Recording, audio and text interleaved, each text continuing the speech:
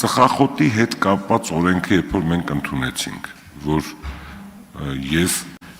դրսում իրավունք չկա ծխել,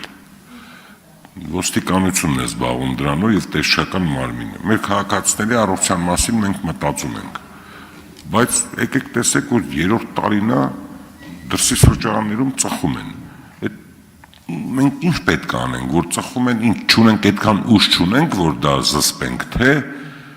պես պետք է օրենք ընդունենք ու մնացածը մեր վրա ծիծաղեն, ինչ է, նկատում քաղաքացին մյուսը, որը որ տեսնում է մի ուրիշ անց ծխում է, այդ քաղաքացին լավ չի վերաբերվում մեզ, ասում է, բայց ինչի պետք է ծխեն այդտեղ։ Ես կուզենամ,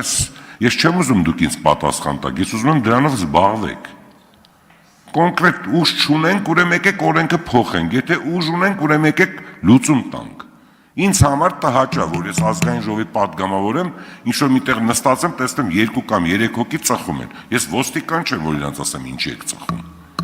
Կամ այդ օրենքը փոխենք, շնորհակալություն։